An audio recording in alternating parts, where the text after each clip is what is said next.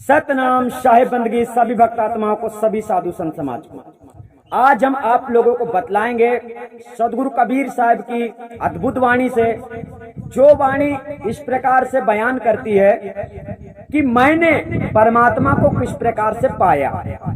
मतलब कोई भी व्यक्ति परमात्मा को जब प्राप्त कर लेता है, जान लेता है, समझ लेता है, पहचान लेता है, उसकी सुरती परमात्मा में रमण हो जाती है, तो ये उसकी बात है। तो देखो सदगुरु कबीर साहब तो सर्वत्र ज्ञानी है, सर्वत्र ज्ञाता है, और इसी प्रकार से उन्होंने जीवों को संदेश देने के लिए एक प्रकार से उपदेश दे रहे हैं कि मान लो अगर मैं शिष्य की जगह में हूँ। अब सदगुरु कबीर साहब इस वाणी को जब लिखते हैं, इस वाणी में जब अपना वर्णन करते हैं, इस वाणी को जब बताते हैं, इसका मतलब हो जाता है कि सदगुरु कबीर साहब अपने गुरु से, मतलब अब यहाँ पर ऐसा मत समझ लेना कि रामानंद गुरु से, उन्होंने तो जीवों को उपदेश दिया है कि जीव जो है गलत रास्ते में भटकने वाला जीव सही लाइन पे आ जाए। तो चलिए सही लाइन पर आने के लिए, सही लाइन पे जीवों को, भक्तों को लाने के लिए सदगुरु कबीर साहब इस वाणी को किस प्रकार से प्रदर्शन करते हैं, सो इसका भावार्थ ठीक से समझते हैं। आपको ध्यान रखना है वाणी की हर कड़ी को और वाणी के हर कड़ी के भावार्थ को। वाणी प्रस्तुत करते हैं हम, और सबसे पहले कहते हैं, परम प्रभु अपने ही उर पायो, परम प्रभु अपने ही उर पायो। मतलब अपने ही अंदर मैंने उस परमात्मा को पाया। अर्थात परमात्मा हर जगह है, परमात्मा बाहर नहीं है, भीतर नहीं है, ऐसा मत समझना। वो अंदर भी है और बाहर भी है, ठीक है। तो इस संसार में बहुत सारे लोगों को भ्रमित करने वाले लोग क्या करते हैं, कोई तो कहता है परमात्मा बाहर है, शरीर में थोड़ी है, और कोई कहता है परमात्मा भीतर है, बाहर थोड़ी है, ऐसा। तो ये दोनों बातें गलत हो जाती है। साहब ने वैसे भी पहले शब्दों में कहा है, बाहर भीतर सकल निरंतर गुरु प्रतापे दीठा लो। कोई ऐसा परम तत्व, कोई ऐसा अखंड शब्द स्वरूप जो अंदर भी है और बाहर भी है, लेकिन वो परिवर्तनशील नहीं, ठीक है। तो अब आपको समझना है, परमात्मा की तलाश में समस्त जिज्ञासुओं के लिए संदेश है सदगुरु कबीर साहब का। कहते हैं कि तुम उसे खोज रहे हो, तो चलो वो मिलेगा कैसे, अब ये जान लो। तो सब मान लो जिसको मिल गया, मान लो हमको मिल गया, तो अब हम उसका वर्णन कर रहे हैं, हम बतला रहे हैं आपको कि परम प्रभु अपने ही उर पायो। मतलब हमने उस परमात्मा को अपने ही अंदर पाया, अपने ही अंदर देखा, अपने ही अंदर जाना, अपने ही अंदर उसको पहचाना। मगर कैसे पहचाना, अब ये जानते हैं।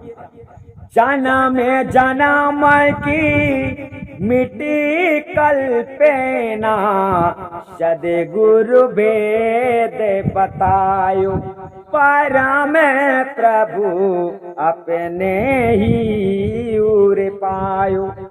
जन्म जन्म की मिट्टी कल्पना, जन्म जन्म की मिट्टी कल्पना का मतलब क्या होता है, जन्मों जन्म से जब मनुष्य, अभी तो आप मनुष्य के तन में हो, इसके पहले अन्य योनियों में आप रहे होंगे।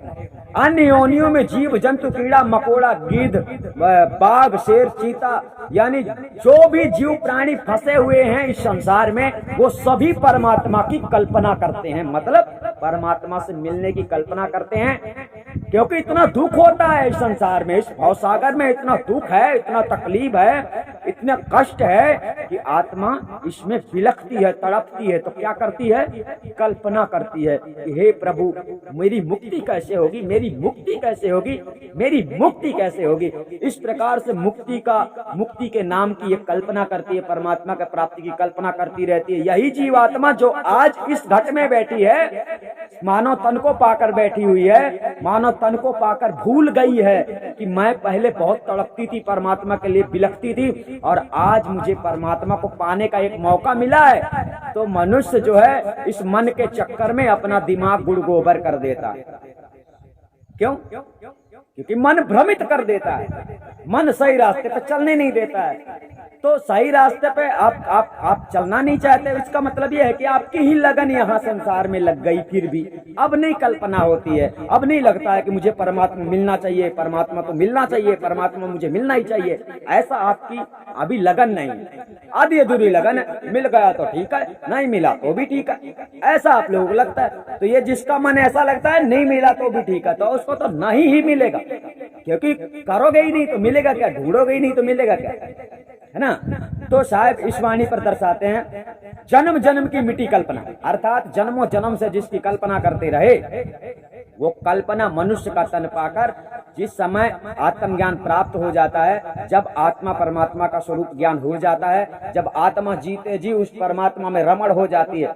रमण होने के लिए सुरती को शब्द में परमात्मा में जोड़ने के लिए कुछ ध्यान विधि वगैरह कुछ नहीं किया जाता है। आत्मा ने अपने स्वरूप ज्ञान को प्राप्त किया, अपना स्वरूप ज्ञान आपको जब प्राप्त हो जाता है, इसके बाद में परमात्मा अपना अभिगत शरीर आपको दर्शाता है। ठीक है, परमात्मा अभिगत शरीर आपको कैसे दर्शाता है ये बात हम यहाँ पर आपको नहीं बतला पा रहे हैं, नहीं बताएंगे, क्योंकि यहाँ पर इसका ऐसा सवाल वाणी पे नहीं है, ये आगे की क्रिया है। सो हम यहाँ पर बैन लगाते हैं और आगे बढ़ते हैं।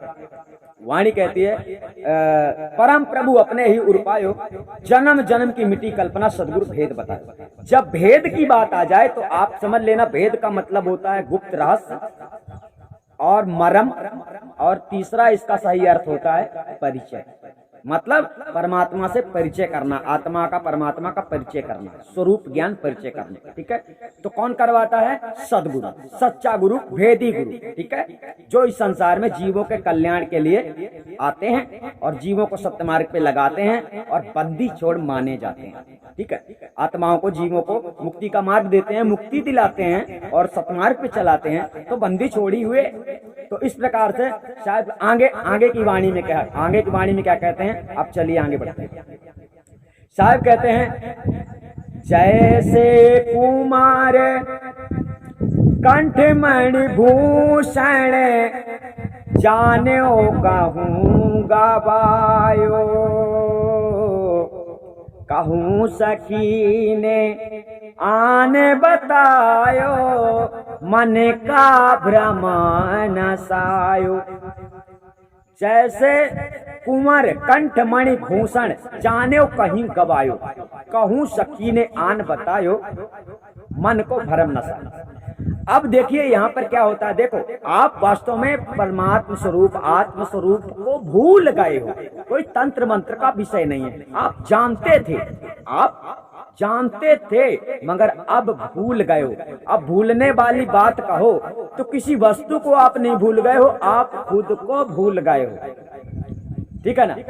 अब इसी प्रकार यहाँ पर उदाहरण आता है, जैसे कुंवर कंठमणि भूषण, जैसे कुंवर होता है, राजा होता है, तो राजकुंवर होता है, तो वो विभिन्न प्रकार के आभूषणों को धारण करता है। अगर वो अपने आभूषण उतार कर कहीं रख देता है और उसके दिमाग से, मन से हट जाता है, भूल जाता है, उसे याद नहीं रहता है कि वो कहाँ है, तो वो कंठमणि भूषण को ढूंढने लगता है, परेशान होता है और कई जगहों में ढूंढता है, लेकिन वो उसे प्राप्त नहीं होता है, मिलता नहीं है, भ्रम हो गया, भूल गया, ज्ञात नहीं है, मतलब उसने कहाँ रखा है ये ज्ञात नहीं है, उसने कहां पर उसे रख दिया है ये ज्ञात नहीं है, और ढूंढ कहीं और रहा है, परेशान होता है, नहीं ढूंढ पाता है। होता क्या है, जब उसकी सखी आती है, मतलब राजाओं के महलों में सखियां रहती हैं जो राजा के दासी मानी जाती हैं, जो सेवक मानी जाती हैं, तो जब परेशान होता है राजा तो पूछता है।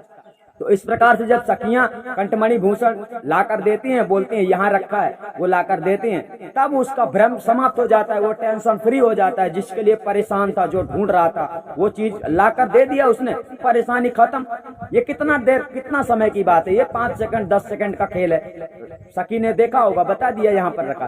तो अब बात यही है कि परमात्मा को जो जानता है ना, वो तुमको सेकंडों में बता सकता है, मिनटों में बता सकता है, मिनटों में तुम्हें मिला सकता है, वो जानता है। तो यहाँ पर सखी रूप में आप गुरु को समझो और राजा कुंवर के रूप में आप खुद को समझो कि आप भूले हुए हो और वो चीज आपको नहीं मिल रही है, आत्म परमात्मा का स्वरूप ज्ञान नहीं हो पा रहा है। तो इस प्रकार से आपको उल्टे सीधे लोग तंत्र विधि, तंत्र मंत्र की क्रिया बतलाते भटकाते हैं। ऐसा लगता है कि परमात्मा की भक्ति नहीं करवा रहे, ऐसा लगता है कि देवी देवता की सिद्धि साधना करनी है, तो किसी देवी देवता को प्रसन्न करना है तो ये मंत्र जपो तो प्रसन्न हो जाएगा। साहब कर्म वर्म से न्यारा है वो सब शरीर संसार से न्यारा है, वो उसकी कला अपार है, वो सबसे अलग है, थोड़ा हट के, वो इन चीजों में नहीं है। उसको बुलाने का कोई मंत्र नहीं है, समझ रहे हो? उसको वशीभूत कोई नहीं कर सकता है। मंत्रों से देवी देवता वशीभूत हो जाते हैं, तो परमात्मा को कोई वशीभूत करने वाला मंत्र ही नहीं है। तो अब आपको समझना, यहाँ पर साहब ने उदाहरण दिया वाणी के माध्यम से कि आप भूले हुए। अब आगे चलते हैं, आगे वाणी में क्या कहते हैं। ज्यों तिरिया सपने सुत खोयो, जान के जिए अकुलायो, जागे परी पलना पर पायो, ना कहूँ गयो ना आयो। बहुत अच्छा प्रसंग यहाँ पर साहब ने कह दिया। किस प्रकार? ज्यों तिरिया सुत खोयो, जैसे कोई स्त्री, तिरिया मतलब जैसे कोई स्त्री सपने में अपने बालक को खो देती है। उसे ऐसा लगता है कि मेरा बालक से मुझे किसी ने मेरे बालक से अलग कर दिया है, मेरे बालक को कोई उठा ले गया है, या कि मेरा बालक मर गया है, तो उसे बड़ी तकलीफ होती है। वो सपने में ऐसा देखती है, और ऐसा देखने के बाद में उसे बड़ी शंका होती है, बड़ी समस्या होती है, बड़ी पीड़ा होती है, और वो जाग पड़ती है। मतलब उसे उसकी वीरा जो पुत्र से उसकी लगन लगी हुई है, वो दर्द उसे जगा देता है, नींद से जगा देता है। तो यहाँ पर साहब कहते हैं ज्यों तिरिया सुत खोयो, सुत मतलब पुत्र होता है। जैसे स्त्री अपने पुत्र को स्वप्न में खो देती है, जब किसी का बेटा मरता है तो उसे कितना तकलीफ होता है, ये तो कोई माँ जानती है, ये तो कोई माँ जानती है। वही जानती है कि बेटा अगर खो जाए, बेटे को उसने जन्म दिया है, बेटे को उसने पाला है, तो उसे कितना दर्द होगा, बहुत दर्द होगा। तो उसी प्रकार से वो सपने में जग जाती है कि मेरे बेटे को कोई ले गया, मेरा बेटा को कुछ हो गया, मेरा बेटा नहीं रहा इस दुनिया में, ऐसा सोचकर वो जाग जाती है। और जब जागती है तो उसका लालना जो होता है पलके में ही सोता रहता है आराम से मस्त नींद में, तब वो टेंशन फ्री हो जाती है कि अरे मेरा बेटा कहीं नहीं गया। साहब की वाणी इसी प्रकार बताई जा रही है। तो इसी प्रकार से आप लोगों को ऐसा लगता है कि परमात्मा हमसे बिछड़ गया है, परमात्मा हमसे दूर चला गया है, परमात्मा हमको कैसे मिलेगा, परमात्मा को पाने के लिए हम क्या करें। तो इस प्रकार से विभिन्न प्रकार से नाना प्रकार से संसार में भटकाने वाले लोग भटकाते हैं, और आप लोग भटकते रहते हैं। आप लोगों को सतगुरु कबीर साहब का सच्चा संदेश ही नहीं मिलता है। मतलब कोई हमारे जैसे सच्चा संदेश देने वाला होए तो तुम बहुत जल्दी लाइन में आ जाओगे और बहुत जल्दी सब कुछ समझ लोगे, यानी तुम्हें भ्रमित नहीं किया जा सकता है। जब हमारा ज्ञान, सदगुरु का ज्ञान, असली ज्ञान जब आप सुनने लगोगे, समझने लगोगे, तो भ्रम आप लोगों के अंदर से खुद ही निकल कर भागने लगेगा। क्यों? क्योंकि भ्रम को मारने वाली हम दवाई डाल रहे हैं। जैसे कोई खेत में नहीं डालता है कीड़े मारने वाली दवाई, छींटता है तो कीड़े मर जाते हैं, तो फसल नुकसान नहीं होती है। इसी प्रकार हम भी दवाई छांट रहे हैं। जो भ्रम रूपी कीड़े आप लोगों के अंदर तैर रहे हैं और आप लोगों को परेशान कर रहे हैं, मतलब फसल को नष्ट कर रहे हैं, तो वो फसल को हम बर्बाद नहीं होने देंगे। अर्थात भ्रम रूपी कीड़ों को मारने के लिए हम ज्ञान रूपी दवाई डालते ही रहेंगे। ठीक है? तो अब चलिए आगे वाणी क्या कहती है वो समझ लेते हैं। अभी आपने समझा कि हाँ, स्त्री और पुत्र से, मतलब माता और पुत्र से यहाँ पर सदगुरु ने समझाया है। उसी बात को समझाने के लिए परम प्रभु अपने ही उर पाए, परम प्रभु जिसके वियोग में खोए हुए हो, जिसके दर्द में तड़प रहे हो, जिसके दर्द में विभिन्न प्रकार के नाना प्रकार के कर्म कांड कर रहे हो, जिसके वियोग में सैकड़ों किताबें पढ़ते हो, जिसके वियोग में गुरु की शरण में जाते हो, जिसके वियोग में कठोर परिश्रम करते हो, वो सबके बारे में सदगुरु कह रहे हैं कि अरे भैया ये सब बात को थोड़ा समझ लो, और समझने के बाद तुम काम करो तो काम सही हो जाएगा। और जब तक समझोगे नहीं, काम करते रहोगे, तो तुम्हें स्वयं पता नहीं कि इस काम का मतलब क्या है। तुम बस केवल दूसरों के दिमाग से चलते हो, कुछ अपना दिमाग लगाओ। जब कुछ अपना विवेक लगाओगे कुछ, तो लाइन पे आओगे। दूसरे ही दूसरे के पैरों पे चलोगे, दूसरे ही दूसरे के सहारे रहोगे, तो मालूम है ये धोखाधड़ी का जमाना है, धोखाधड़ी की दुनिया है। यहाँ लोग अपने बनाकर ही अपनों को लूट लेते हैं। ऐसे ऐसे लोग हैं, और वो ज्यादातर गुरु ही होते हैं जो अज्ञानी होते हैं, आप लोगों के सामने ये ज्ञानी बने रहते हैं। सफेद कपड़े पहन लिए, चंदन लगा लिया, माला उठा ली, कंठी माला पहन लिया, कबीरपंथी बन गए, 2-4 पोथी पढ़ लिया, बस तुमको बहकाने लगे। अरे साहिब की इस वाणी को जानते हो? साहिब की इस वाणी को बात जानते हो? मूर्ख लोग तुमको साहिब की वाणी भी नहीं देते। तुम्हें तो बेचारे नादान हो, तुम्हें कुछ भी नहीं पता है। तो कुछ भी नहीं पता है तो ये लोग पता होने भी नहीं देते हैं। लेकिन कबीर साहिब का ज्ञान ऐसा है कि तुम्हें सब कुछ पता हो जाएगा, तुम भ्रम से आजाद हो जाओगे। बस इस चैनल को छोड़ना मत और कबीर गुरु ज्ञान चैनल में जाना भूलना मत, क्योंकि कबीर गुरु ज्ञान चैनल आप लोगों को उस असलियत तक पहुंचाएगा जिस असलियत की तलाश है आप लोगों को। चलिए वाणी में आगे देखते हैं क्या है। आगे वाणी कहती है, मृगा पाश बसे कशतूरी, बन बन ढूंढत धायो, उलट सुगंधे नाल की लीनी, मन ही मन सकुचायो। अब ध्यान से समझना, मृगा नाभि बसै कस्तूरी, बन बन ढूंढत धायो। मृगा के अंतर्गत मतलब आप एक प्रकार के मृग हो और आपके ही अंदर वो कस्तूरी यानी कि परमात्म स्वरूप आत्म स्वरूप ज्ञान आपको अंदर से ही होने वाला है। आपके अंदर ही परमात्मा की कल्पना हुई है, परमात्मा आपके अंदर ही मिल सकता है, परमात्मा आपके अंदर ही विद्यमान है, बाहर भी है, परंतु आपको जानने के लिए पहले अंदर ही है, क्योंकि आप अंदर हो तो आपको अंदर जानना पड़ेगा, आप बाहर नहीं हो। तो आप अंदर हो तो आपको अंदर से जानकारी मिलेगी। अब कैसे मिलेगी ये बात तो सबसे ऊपर वाली कड़ी में बता दिया गया है, परम प्रभु अपने ही उर पायो, जन्म जन्म की मिट्टी कल्पना सतगुरु भेद बताए। अब क्या होता है कि मृगा को कौन बताए? मृगा एक मृगा दूसरा मृगा एक समान है ना। इस मृगा को भी पता नहीं है सुगंध कहां से आ रही और दूसरे मृगा को भी पता नहीं है कि सुगंध कहां से आ रही। जिसको पता है उसके पास जाओ ना। अब सुगंध पता है कि आ रही है, लेकिन कहां से आ रही है मतलब ये जानते हो कि परमात्मा है, लेकिन कहां है ये बात पता नहीं है। तुम उस मृग से जाकर पूछते हो, वो उसी छिगार जैसे आदमी से जाकर पूछते हो जो छिगार रूप में गुरु बना हुआ है, जिसे खुद नहीं पता है कि परमात्मा क्या है। वो भी बस ढूंढ ही रहा है, वो भी सोच रहा है, कल्पना कर रहा है, वो भी अभी कल्पना ही में पड़ा है, आप भी कल्पना में पड़े हो और परमात्मा कल्पना के परे है। तो कल्पना के परे है समझ लो, फिर तुम्हारी बुद्धि लगाने की आवश्यकता नहीं है।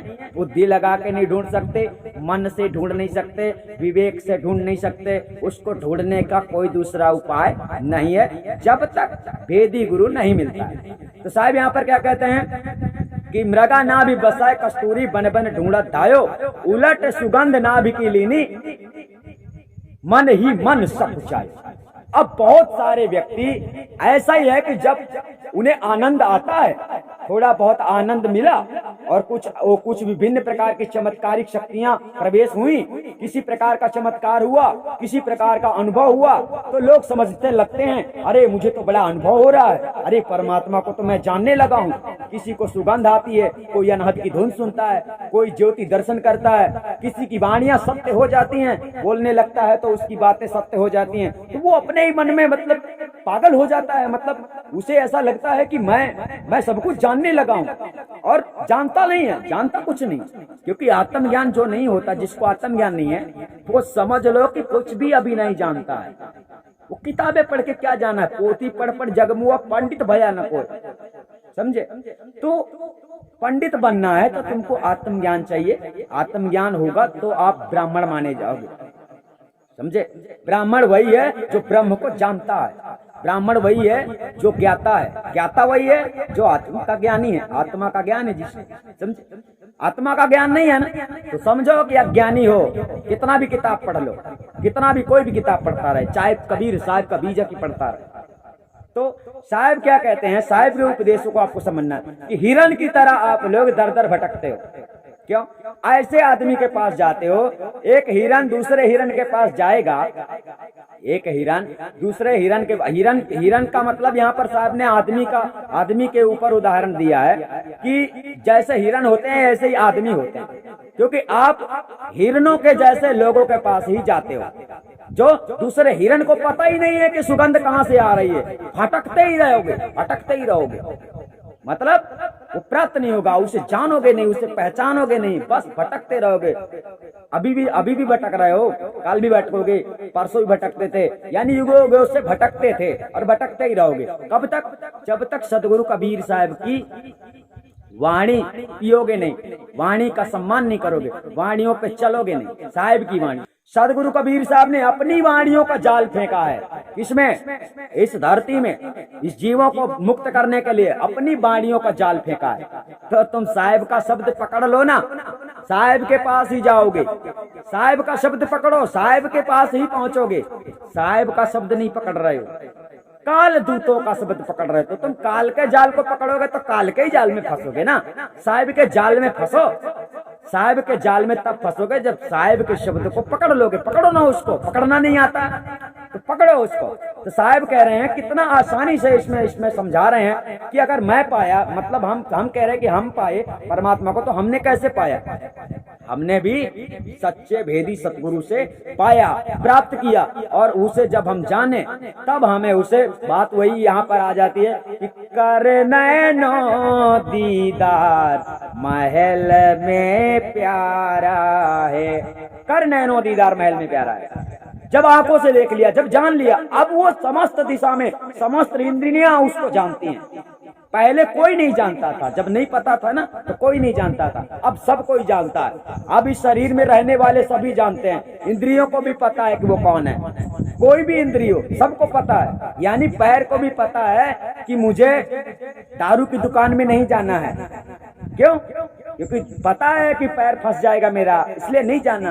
हाथों को भी पता है कितना काम करना उचित है, इस हाथ से क्या क्या काम करना उचित है, ये पता हो गया है, अब सबको पता हो गया है। पहले नहीं था, जब नहीं था पता तो हाथ कहीं जाता था, पैर कहीं जाता था, दिमाग कहीं जाता था, खोपड़ी कहीं जाती थी, आंख कहीं जाता था और कान कहीं जाता था, ऐसा होता था। लेकिन जब पता हो गया अब कोई कहीं नहीं जाता, अब सबको पता हो गया, शंका समाधान हो गया। तो अब शंका समाधान क्यों हुआ? क्योंकि अब आगे चलते हैं, वाणी में साहब क्या कहते हैं।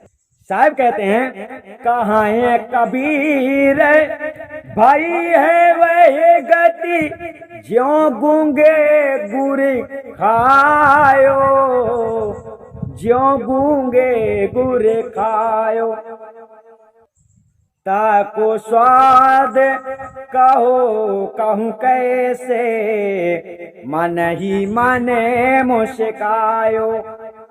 अब यहाँ पर क्या आया? ताकि स्वाद कहो कहूँ कैसे, मन ही मन मुस्कायो। कहाँ है कबीर भाई है वह गति, ज्यों गूंगे गुर खायो। अब समझे बात को। कोई व्यक्ति, अब साहब क्या कहते हैं, कोई व्यक्ति अगर गूंगा है, कोई गूंगा है, उसको तुम गुड़ खिलाओ, उसको गुड़ खिलाओ। मान लो कोई गूंगा बहरा है, मतलब बोल नहीं सकता है, तो उसको तुम गुड़ खिलाओ और उससे पूछो कि गुड़ का स्वाद कैसा है, बता मेरे को, तो वो क्या करेगा? बोल तो सकता नहीं है, बोल ही नहीं सकता, तो क्या करेगा? मुस्कुराएगा। मीठा लगता है तो मुस्कुराएगा। इस प्रकार तो साहब क्या कहते हैं, वह गति किसकी हो जाती है, वह स्थिति किसकी हो जाती है? जिसको आत्म स्वरूप का ज्ञान हो जाता है, गुरु की कृपा से जो आत्मा को समझ लेता है, जान लेता है, परख लेता है, पहचान लेता है आत्मा को, जिसको सुरती कहते हो ना। सुरती को अभी जानते नहीं हो, सुरती को जब जानोगे ना तब पता चलेगा कि मैं कौन हूँ। सुरती सबद बस लोग बोलते हैं, सुरती सबद, अभी सुरती को जानते नहीं हो। बातों का खेल है, कौन है सुरती इस शरीर के अंदर, आज तक जाना नहीं जाना, तो पागल ही बनाते फिरेंगे। ये लोग ऐसे ही हैं जो हवा में तीर मारते हैं, निशाना इनका कहीं नहीं रहता है, कहीं भी चला जाए। धनुष बाण मतलब तान दिया, मार दिया, कहीं भी चला जाए। इसीलिए ऐसे लोगों के पास मत जाओ जो हवा में तीर मारते हैं। हवा में तीर कौन मारते हैं? जो अंधे हैं, अंधे लोग हवा में ही तीर मारते हैं। और जो अंधे नहीं है, जो आंख है जिनके पास, वो निशाना लगा के अपने निशाने पे ही मारते हैं। हमारा निशाना है, आपका भी निशाना होना चाहिए। तो आत्मज्ञान तो है नहीं तो निशाना आपका क्या होगा? तो बस वही है कि 84 में थे, 84 है बिल्कुल हवा के समान है, मतलब 84 में घूमते रहो, इधर जाओ उधर जाओ, सोते रहो जागते रहो, पढ़े रहो, खाते रहो, पीते रहो, कमाते रहो, मर जाओ फिर पैदा हो। यही तुम्हारी क्रिया हवा के समान बदलती रहेगी। और ये प्रदूषण वायु में गिर गिर के कट कट के तड़प तड़प के मरते रहोगे। और कब तक मरते रहोगे ये तो तुम्हारी मर्जी है। कभी ना कभी तो ऐसे बन जाओगे ना कि पैदा होते ही परमात्मा को ढूंढने लगोगे। जब तुमको अधिक पीड़ा होगी ना, जब अच्छी पीड़ा सताती है ना, तब ये दिखाई नहीं देता है। लोभ काम क्रोध पाप ये सब हट जाता है, स्वयं ही शरीर से छूट जाता है। ऐसा कब होता है? जब विरह बढ़ती है परमात्मा से मिलन की लगन की। और जब तक विरह नहीं बढ़ती ना, तो ये जीव भी तमाशा करता है, बहुत नखड़े करता है। तो ये नखड़े आपको ले डूबेंगे। जिनके साथ में तुम रह रहे हो ना, ये तुम्हारा परिवार जो इसमें मन है अपना, तुम्हारा दिमाग और तुम्हारी इच्छा, तुम्हारी कामना, तुम्हारी वासना, तुम्हारी विषय वासना, तुम्हारे काम क्रोध, ये जितने तुम्हारे साथी हैं ना, ये तुमको ले डूबेंगे 84 में। गुरु की ओर जाने के लिए मना कर रहे हैं, गुरु की शरण में लेने के लिए मना कर रहे हैं। लोभी लालची साले समस्त अंग के जितने तुम्हारे कर्म इंद्रियों में बसने वाले, तुम्हारे कामयाबी उपयोगी जो तुम्हारे मित्र बने बैठे हैं, ये साले तुम्हारे शत्रु हैं। ये हाथ नहीं कहता है कि कमा कर गुरु की सेवा करें, ये मन नहीं कहता है कि कमा कर गुरु की भी सेवा करें। ये सब रोक रहे हैं ना तुमको, तो कल्याण होगा तुम्हारा। ये रोक रहे हैं, तुम रुक रहे हो। Very simple. भक्ति का बहाना क्यों करते हो? साहब ने क्या बोला? कहाँ कबीर भाई है वह गति ज्यों गूंगे गुर खाए। किसकी गति वो होती है? जो हमारी है। हमसे पूछो परमात्मा कैसा है, अरे हम बता ही नहीं सकते तुमको। गूंगे हैं ना हम, गूंगे हैं, वो बोलने में नहीं आता है। साहब ने क्या बताया? बोलने में नहीं आता। अब पाखंडी लोग क्या बोलते हैं? 2 अक्षर का भेद, 2 अक्षर का भेद। कौन सा 2 अक्षर है? ढूंढ लो, पढ़ लो, जाप कर लो, बात जान लो, फिर मर जाओ, 84 में चले जाओ, समझ में आ जाएगा, अकल ठिकाने लग जाएंगे। आपकी होशियारी आपको लेकर डूब जाएगी अगर साहब के वचनों के खिलाफ गए तो साहब ने इसमें क्या बताया? परम प्रभु अपने ही उपायों, पूरा संविधान आपने एक वाणी में जान लिया। इसको कहते हैं पूर्ण ज्ञान। पूर्ण ज्ञान का मतलब कोई भी वाणी हो, ऊपर से लेकर नीचे तक पूरे विस्तार से उसे समझा करो। कोई 1-2 लाइन की पढ़ पढ़ के वाणी आप लोग भटक गए हो, क्योंकि पागल लोगों ने 1-1, 2-2 लाइन की वाणियां पढ़ा पढ़ा कर सत्य ज्ञान को काटने का प्रयास किया है। लेकिन उनको पता नहीं है कि सत्य होता है वो असत्य का बाप होता है। सत्य विजय करके दिखलावे, चाहे जान भले ही जावे। सत्य वो होता है। और झूठे का साथ देने वाले और झूठे काम करने वाले, झूठे का बढ़ावा देने वाले, झूठे को सपोर्ट करने वाले, ये संसार में सभी ऐसे लोग महापापी माने जाते हैं। और इन पापियों को क्या सजा मिलेगी ये तो निरंजन ही निर्णय कर सकता है, क्योंकि उसकी अदालत में न्याय होता है। तो करो यहाँ जो करते हो भाई, सच बराबर तप नहीं, झूठ बराबर पाप। ये तुम्हें लगता है कि हम बोल के तुम्हें डरा रहे हैं, डरा नहीं रहे हैं, बता रहे हैं। शायद तुम भूल गए हो, शायद तुमको याद ना।